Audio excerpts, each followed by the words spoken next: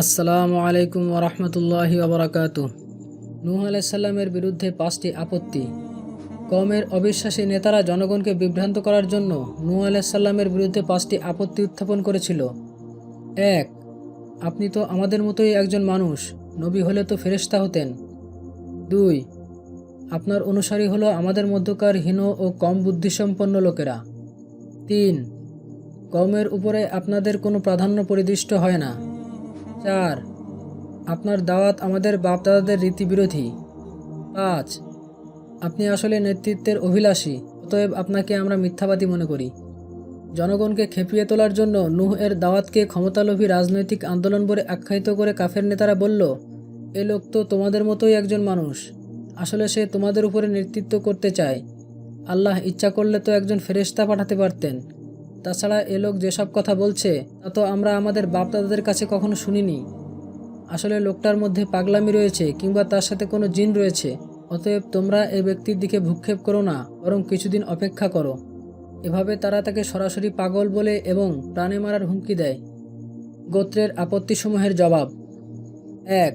গোত্রের নেতাদের উপরোক্ত আপত্তি ও অপবাদ সমূহের জবাবে নূহ আলাইহিস সালাম বলেন, হে আমার কওম, আমি যদি আমার প্রভুর পক্ষ হতে স্পষ্ট দলিলের উপরে থাকি, আর তিনি যদি তার পক্ষ হতে আমাকে রহমত দান করেন, আর সেসব থেকে যদি তোমাদের চক্ষু অন্ধ হয়ে থাকে, তাহলে কি আমি তা তোমাদের ইচ্ছার বিরুদ্ধে তোমাদের উপরে চাপিয়ে দিতে পারি?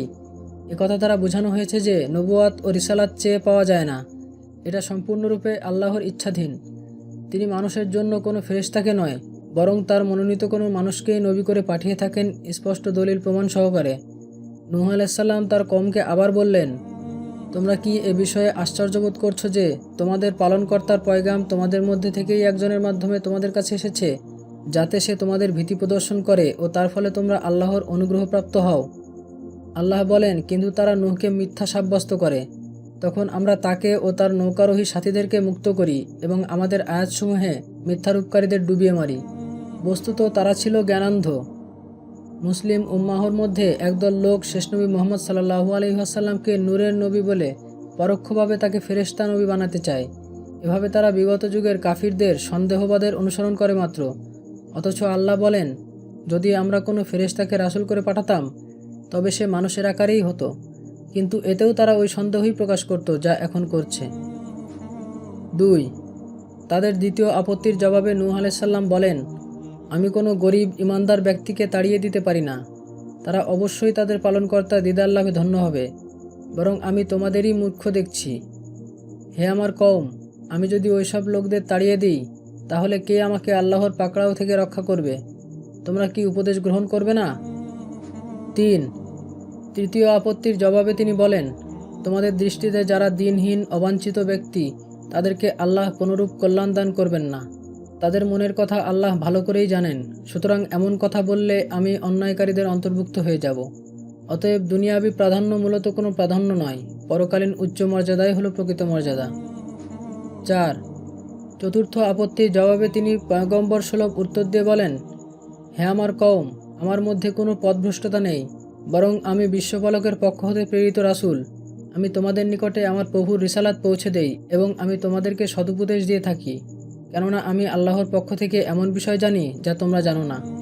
অতএব আল্লাহ প্রদত্ত রিসালাত তথা ওহির বিধান পালন করা ও তা জনগণের নিকটে পৌঁছে দেওয়াই আমার দায়িত্ব ও কর্তব্য, পিতৃধর্ম পালন করা নয়। বস্তুত বাপদাদার ধর্মের দোহাই নূহ আলাইহিস সালাম থেকে শুরু করে শেষ নবী মুহাম্মদ সাল্লাল্লাহু আলাইহি ওয়াসাল্লাম পর্যন্ত সবাইকেই দেওয়া হয়েছিল, আর সে কারণে প্রায় সকল নবীকেই স্ব জাতির নিকট থেকে চরম নির্যাতন ভোগ করতে হয়েছিল। 5. অতঃপর নেতৃত্ব লাভের আশায় নূহ আলাইহিস সালাম লোকদের নিকটে দাওয়াত দিচ্ছেন। এই মর্মে তাদের পঞ্চম আপত্তির জবাবে তিনি স্পষ্ট ভাষায় বলে দেন যে, এই দাওয়াতের বিনিময়ে আমি তোমাদের কাছে কোনো মাল দৌলত বা কোনো বিনিময় কামনা করি না। আমার পুরস্কার তো কেবল বিশ্বপালক আল্লাহর নিকটেই রয়েছে।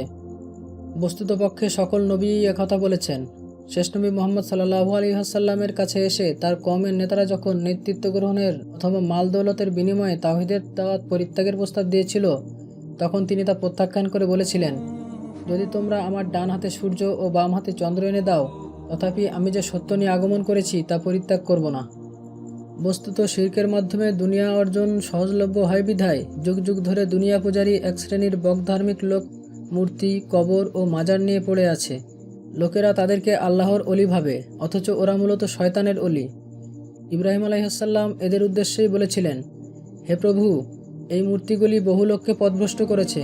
এক্ষণে যারা আমার অনুগামী হয়েছে কেবল তারাই আমার দলভুক্ত, আর যারা আমার অবদ্ধতা করেছে তাদের ব্যাপারে আপনিই সব কিছু। নিশ্চয়ই আপনি ক্ষমাশীল ও দয়াবান। নিঃসন্দেহে যারা শেষ নবী মুহাম্মদ সাল্লাল্লাহু আলাইহি ওয়াসাল্লামের সত্যিকারের অনুসারী হবে কেবল তারাই আখিরাতে মুক্তি পাবে। যেহেতু শিরকপন্থীদের জন্য আল্লাহ জান্নাতকে হারাম করেছেন, সেহেতু শিরকের মাধ্যমে দুনিয়া অর্জনকারী লোকেরা এবং মুশরিক ব্যক্তিরা মুখে আল্লাহকে স্বীকার করলেও ওরা চিরস্থায়ীভাবে জাহান্নামের অধিবাসী হবে। অতএব হে মানুষ, শিরক হতে সাবধান হও। নূহ আলাইহিসসালামের দাওয়াতের ফলশ্রুতি। আল্লাহ তাআলা নূহ আলাইহিসসালামকে ৯৫০ বছরের সুদীর্ঘ জীবন দান করেছিলেন। তিনি এক পুরুষের পর দ্বিতীয় পুরুষকে, অতঃপর তৃতীয় পুরুষকে শুধু এই আশায় দাওয়াত দিয়ে যাচ্ছিলেন যে তারা ঈমান আনবে। কিন্তু শতাব্দীর পর শতাব্দী অক্লান্তভাবে দাওয়াত দেওয়া সত্ত্বেও তারা ঈমান আনেনি। মূলত এই সময় নূহ আলাইহিসসালামের কওম জনবল ও অর্থবলে বিশ্বে অপ্রতিদ্বন্দ্বী ছিল।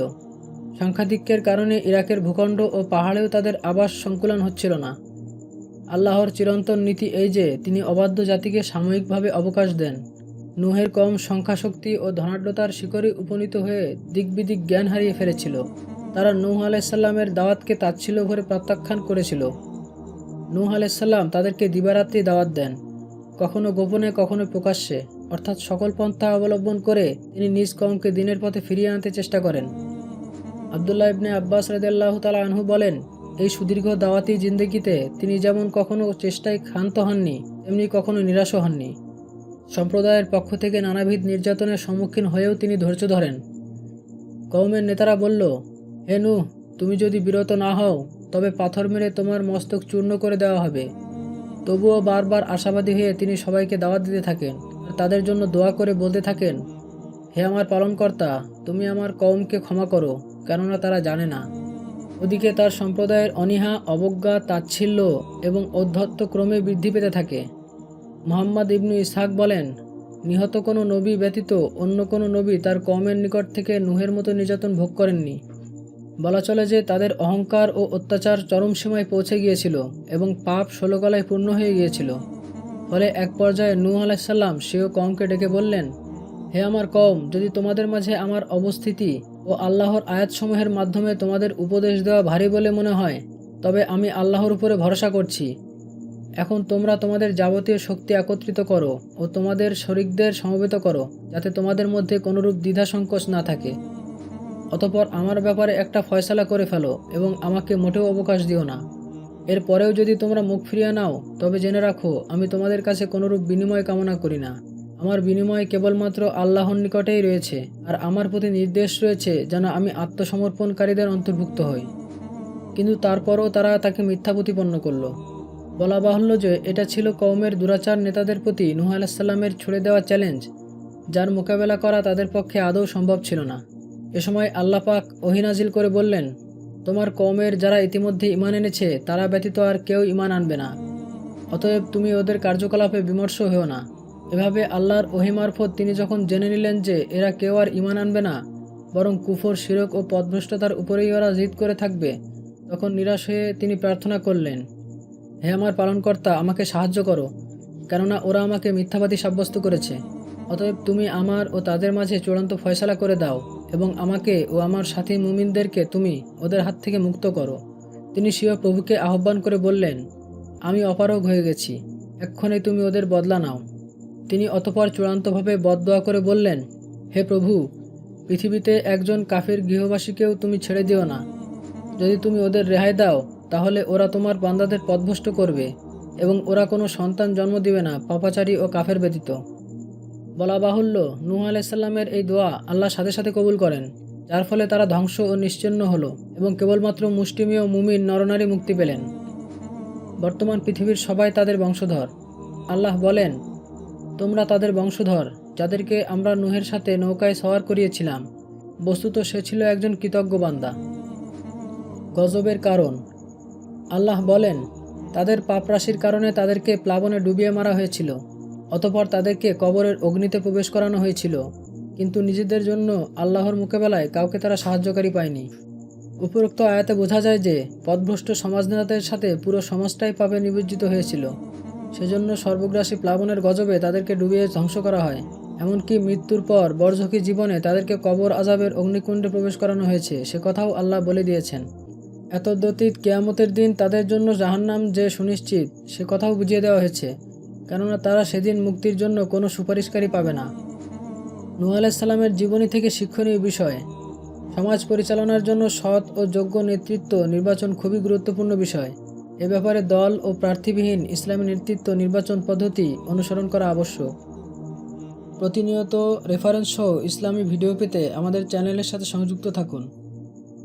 আসসালামু আলাইকুম ওয়া রাহমাতুল্লাহি ওয়া বারাকাতুহু।